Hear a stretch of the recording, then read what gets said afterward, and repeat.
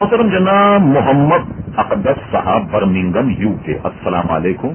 آپ کا یاد فرمانے کا شکریہ۔ آپ کے سوالات موصول ہوئے، جواب حاضر۔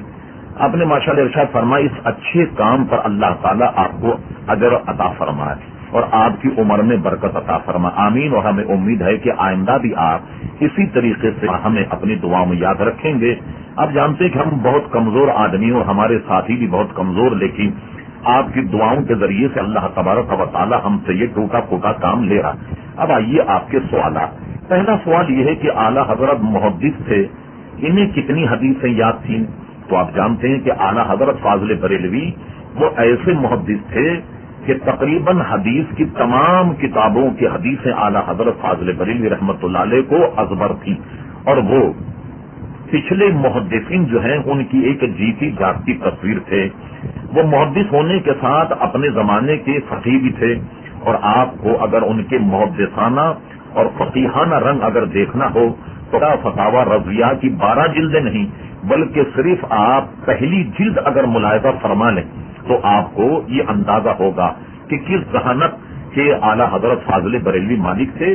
وہ اپنی صدی کے بلکہ آج تک ان جیسا کوئی محدث جو ہے وہ گزرا نہیں، وہ ایسے عظیم محدث۔ آپ نے پوچھا اس صدی کے مجدد کون؟ دیکھیے ابھی تک اعلیٰ حضرت فاضل بریلوی ہی کو اس صدی کا مجدد کہا جاتا ہے، ابھی کوئی نئے مجدد صاحب تشریف نہیں لائے، اور اس لیے ہم آپ کو کچھ نہیں کہہ سکتے۔ پھر آپ نے پوچھا کہ وہ کون سا سوال ہے کہ جب کسی وہابی سے کیا جائے تو وہ خاموش ہو جائے؟ دیکھیے ایسے سوالات تو بے انتہا ہیں، لیکن ایک سوال آپ ان سے یہ ضرور کر لیں کہ پوری وہابیت کی عمر کتنی ہے؟ زیادہ سے زیادہ 150 سال ہوئے ان کو تشریف لائے، تو اس سے پہلے لوگ اسی مسلک کے ماننے والے تھے یا نہیں جو ہمارے مسلک کو ماننے والے؟ ایک سوال ان سے یہ بھی کیا جا سکتا ہے کہ تمہارے امام جو ہیں اسماعیل دہلوی، انہوں نے اپنی کتاب صراط مستقیم میں یہ لکھا کہ نماز کی حالت میں نبی کریم علیہ السلام کا اگر خیال آ جائے تو معاذ اللہ یہ خیال گدھے اور جناب بیوی سے مجامعت اور زنا کے وسوسے سے بھی برا ہے۔ مجھے بتائیے کوئی مسلمان یہ گمان کر سکتا ہے کہ نبی کریم علیہ السلام کا جو خیال الیاذ باللہ تعالی الیاذ باللہ تعالی وہ بیوی سے صحبت اور مجامعت اور بیل اور گدھی کی صورت مستقر ہونے سے برا ہے؟ اس کا جواب وہاں بھی کیا دیں گے؟ اور اگر جواب دے کوئی تو ہمیں بھی ذرا بتائیے۔ چوتھا سوال آپ نے پوچھا ہم حضور صلی اللہ علیہ وسلم کو حاضر و ناظر مانتے ہیں، جبکہ وہاں بھی کہتے ہیں کہ لفظ شاہد کے معنی ہے عینی حاضر نہیں۔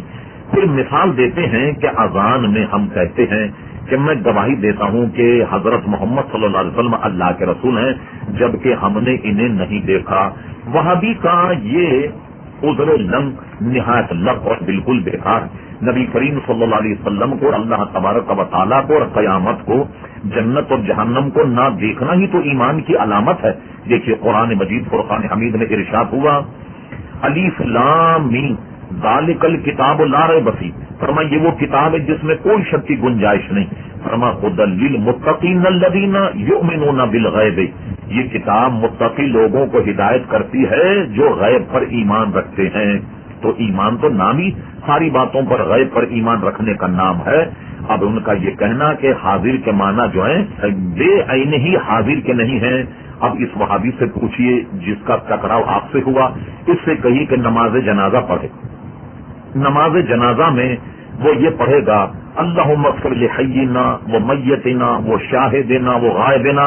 اب اس وہابی سے پوچھے کہ یہاں لفظ شاہدنا کا ترجمہ یہ ہے یا نہیں کہ اللہ ہمارے حاضر کو جو سامنے میت رکھی ہوئی ہے ہمارے اس حاضر کو بخش دے، تو معلوم ہوا کہ شاہد کا ایک معنی یہ بھی ہے کہ جو جسم اور جسمانیت کے ساتھ وہاں موجود ہو۔ اور دوسری بات یہ سن لیجئے، مولوی قاسم نانوتوی صاحب نے اپنی کتاب تحذیر الناس میں لکھا النبی اولا بالمؤمنین من انفسہم، فرمایا کہ اولا بمان اقرب آیا، اور حضور صلی اللہ علیہ وسلم کو اپنی امت کے ساتھ وہ قرب حاصل ہے کہ ان کو ان کی جانوں کے ساتھ بھی نہیں ہے۔ اب پوچھے وہابی سے کہ حاضر ناظر کا معنی کیا ہوا؟ حاضر ناظر ماننے والا اگر دائرہ اسلام سے خارج ہے تو مولوی قاسم نانوتوی صاحب کے لیے آپ نے کہاں جگہ رکھی؟